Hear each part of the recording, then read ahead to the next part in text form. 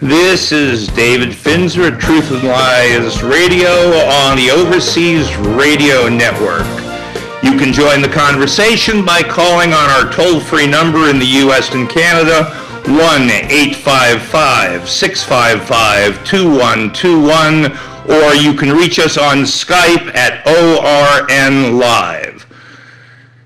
The end of the story.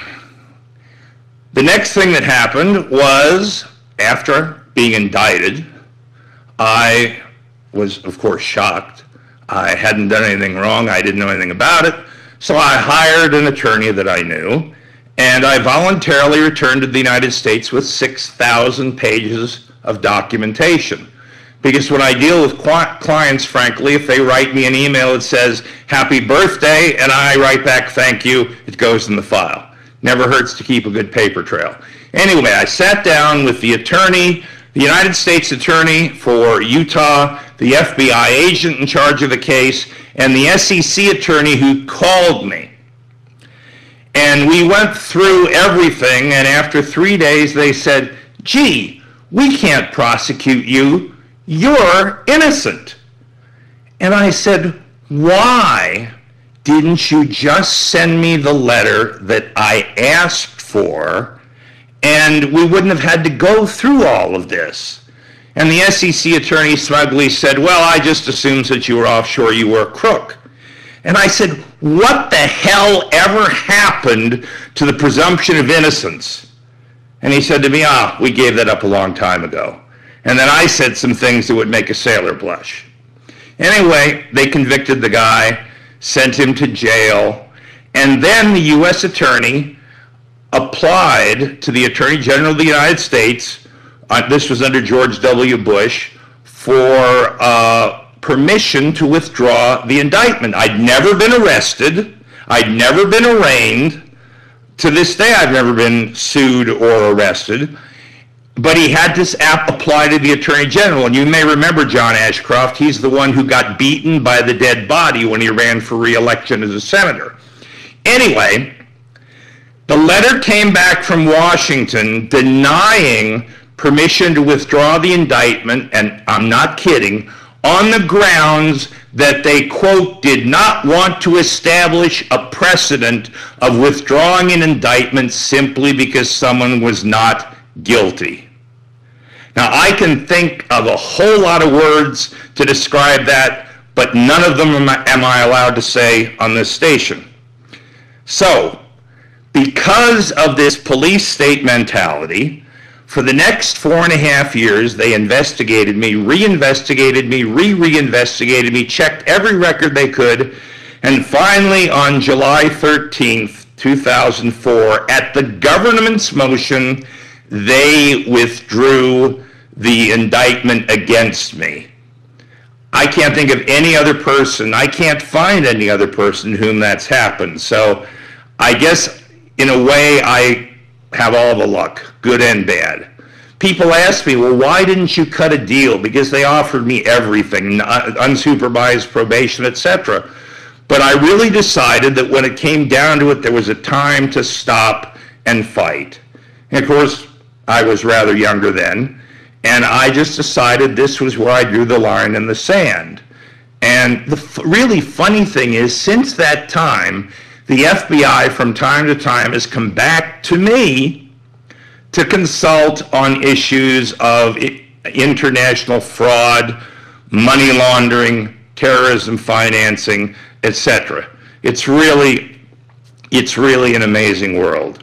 It's really amazing that the government has as much power as it does, and as individuals, we have less and less all the time. Ronald Reagan said it best when he says that as the power of government increases, our liberty decreases.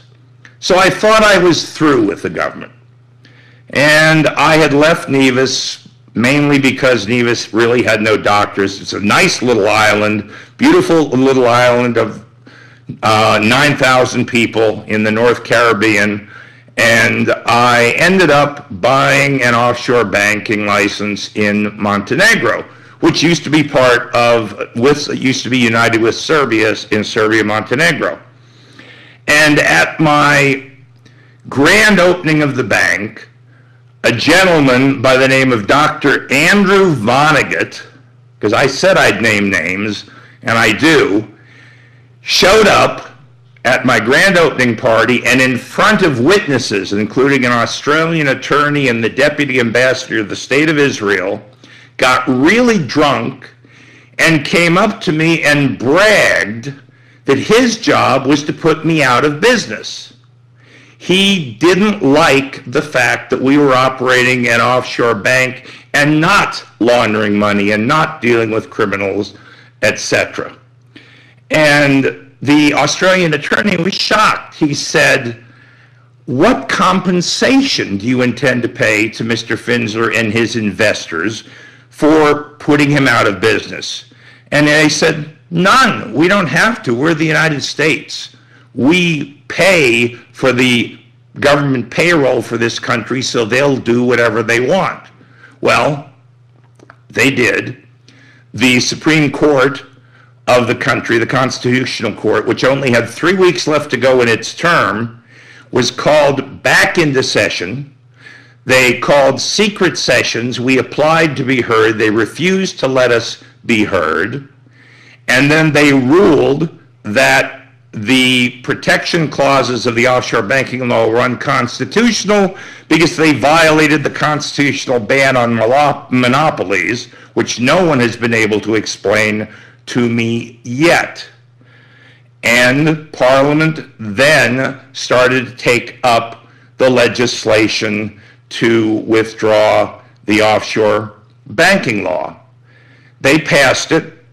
We surrendered our license, but I didn't leave. I stayed, and I started a media campaign to fight the government of Montenegro. I held press conferences, exposed how USAID and Dr. Andrew Vonnegut were really calling the shots. And then they decided to take things a little more personally.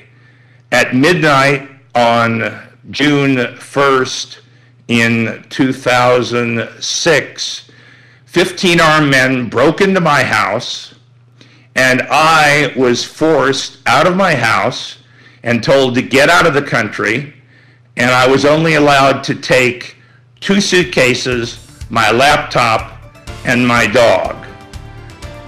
That is the kind of government the United States gives.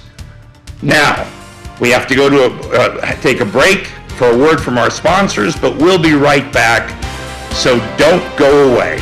This is David Finzer for Truth and Lies Radio on the Overseas Radio Network.